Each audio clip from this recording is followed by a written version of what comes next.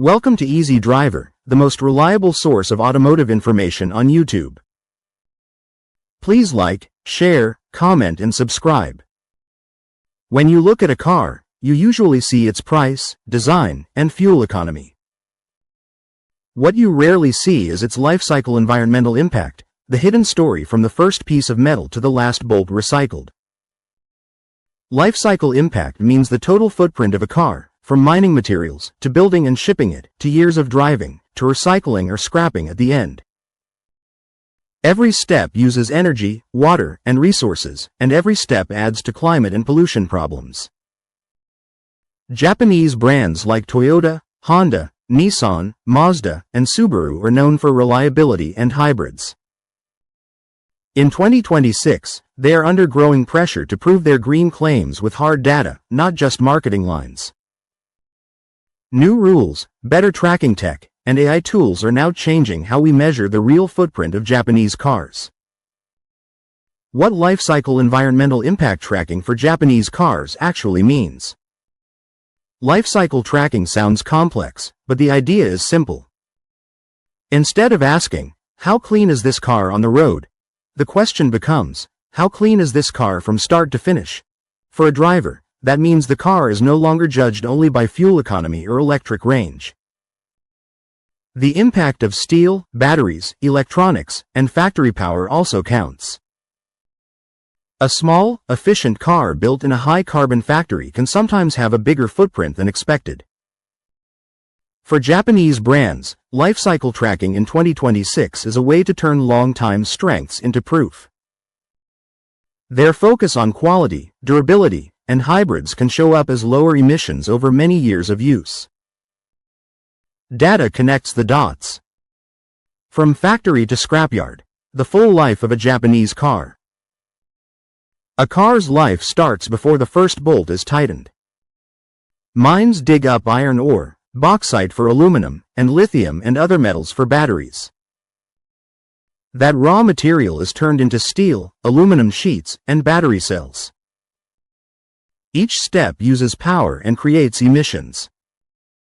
Then come the factories in Japan, Thailand, the US, or other regions. Press shops stamp body panels. Paint shops run large ovens.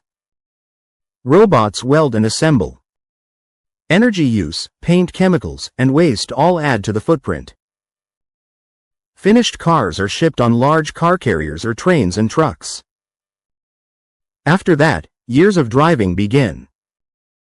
Gasoline or diesel burned in the engine, or electricity drawn from the grid, becomes the largest share of emissions for many models. Along the way, there is maintenance and repair. Oil changes, brake parts, tires, and replacement batteries also carry hidden emissions from their own production. At the end, the car may be resold, dismantled, or crushed. Some metal and plastic is recycled, some is not. Every one of these stages affects air, water, and resources. Key numbers that car makers and regulators track in 2026.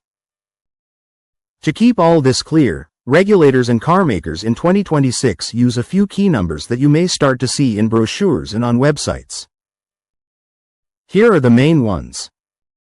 Metric. Life cycle carbon dioxide per kilometer. Meaning, total climate impact over the car's life, divided by total miles or km. Metric. Energy use over life cycle. Meaning, all power used from factory to scrapyard. Metric. Water use. Meaning, water consumed for parts, paint, and factory processes. Metric. Recycled material content. Meaning, share of recycled steel, plastics, and other parts in the car. Metric. Battery health and second life. Meaning, for EVs and hybrids, how long batteries last and if they get a second use. In 2026, Japanese makers pay closer attention to battery health and reuse. Many track how EV and hybrid batteries conserve in home storage or grid storage after car use, before final recycling. How Japanese car makers are tracking environmental impact in 2026. Behind a simple label at a dealership, there is now a lot of work. Japanese car makers are building data systems that connect suppliers, factories, shipping, and dealers. They are also reacting to new rules in Japan, the EU, and the US that push them to share clearer lifecycle data. The tone is changing. Green claims now need numbers that match. New rules, standards, and labels that push better tracking. Japan's green growth strategy and tighter climate targets are raising the bar for auto brands. At the same time, export markets apply their own pressure. The EU has tougher fleet carbon dioxide rules and new demands around battery and supply chain reporting. The US is tightening fuel economy and emissions standards for new vehicles. Together, these trends push Japanese makers to adopt full lifecycle assessments. You may hear terms like well-to-wheel and cradle-to-grave. In simple words, well-to-wheel covers emissions from making and moving fuel, plus burning it in the car. Cradle-to-grave covers everything, from raw materials to disposal or recycling. Some model year cars promote this more openly. Labels and online spec sheets start to show separate carbon dioxide figures for building the car and for driving it over a set distance.